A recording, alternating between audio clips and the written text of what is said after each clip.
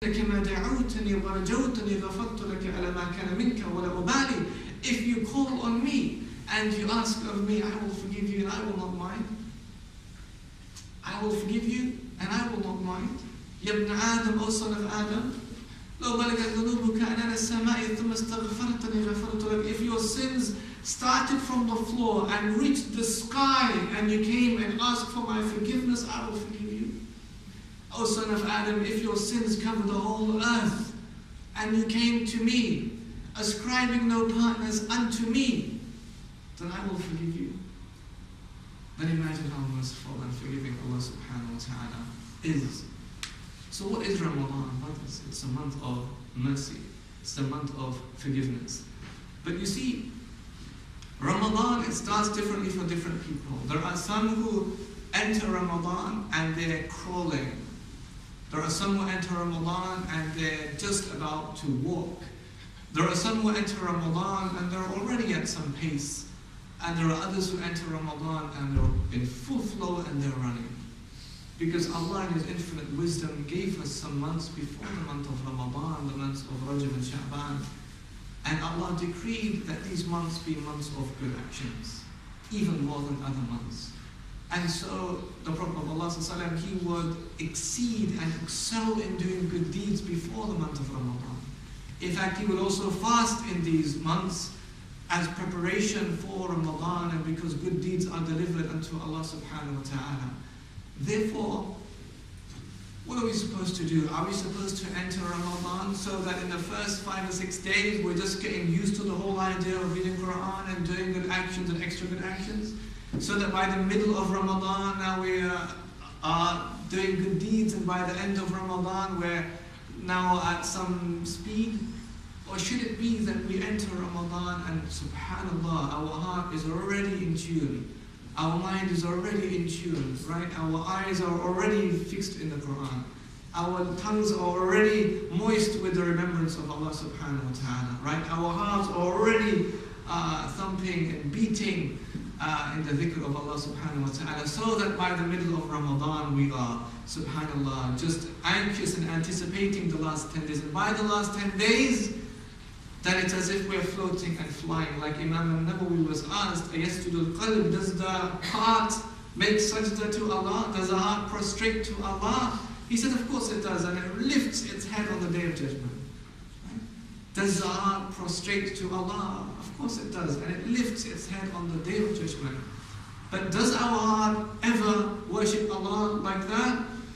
Ibn Qudama al-Maqdisi said, well, there are 3 types of fasting people then, and 3 types of fast. Sawm al-Ramum, there is a general fast. This is a fast of the layman.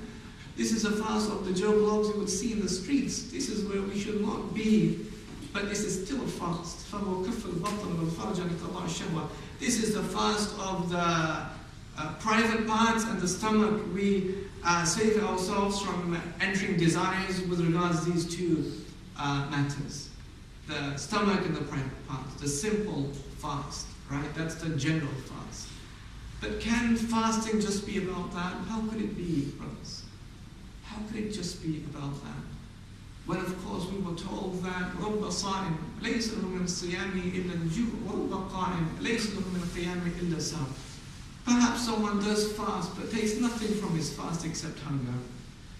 And maybe someone does stand in prayer in the night but takes nothing from that except tiredness. If it's just about eating and drinking, how could it be when we were told that by the Prophet of Allah?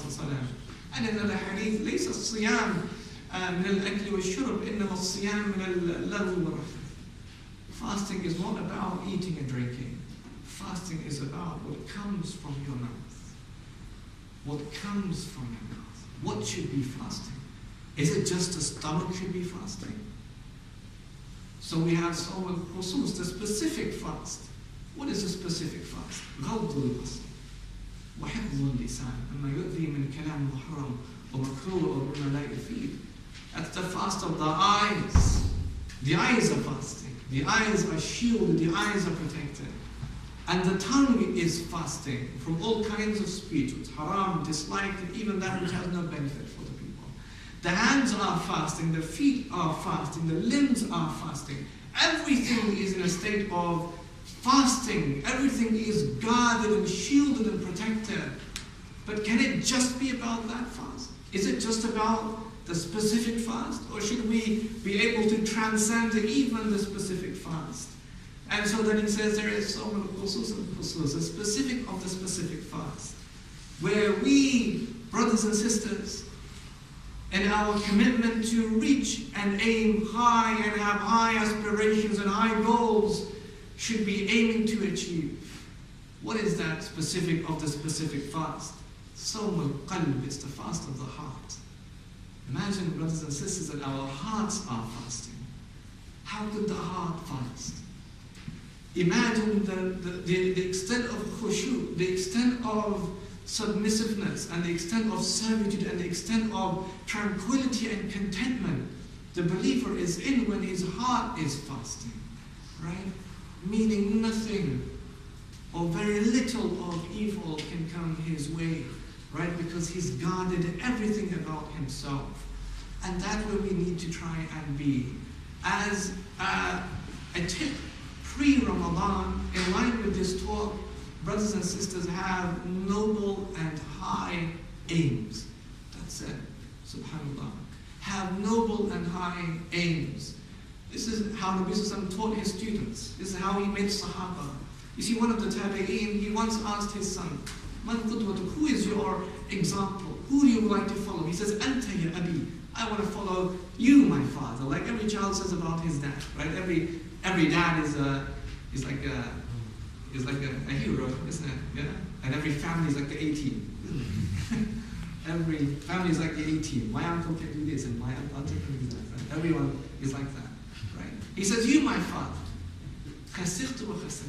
I'm a loser, and you're a loser, if that's the case. I'm a loser, and you're a loser, if that's the case. If we have not made our example Rasulullah sallallahu alaihi wasallam, right?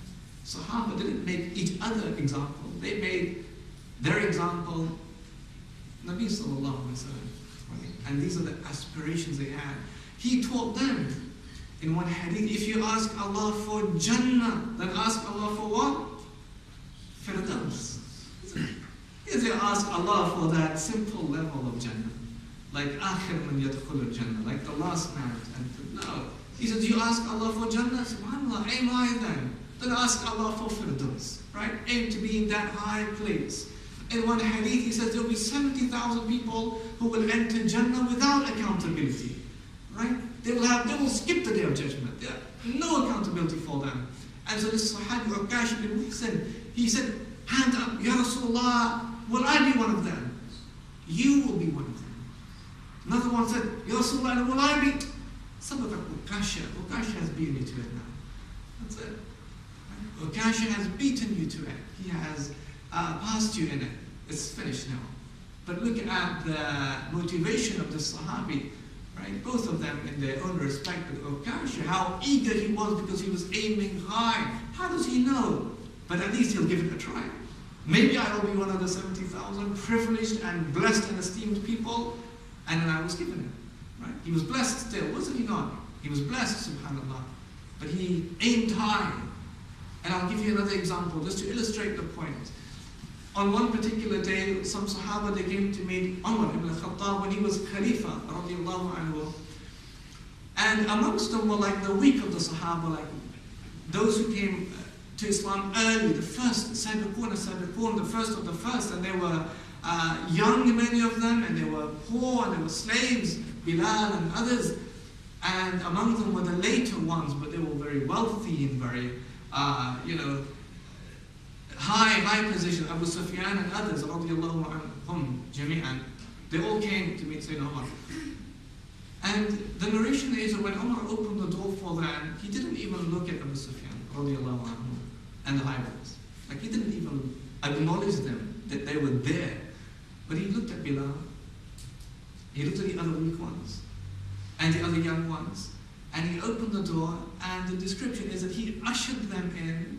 His head was on the floor, just like that, ushering them into his home, right? Bilal and the others, ushering them in, right? And then the high ones are just like looking, what's happening, right? Until they spoke. And they said, what is disrespectful behavior of yours, Umar? Why are you disrespecting?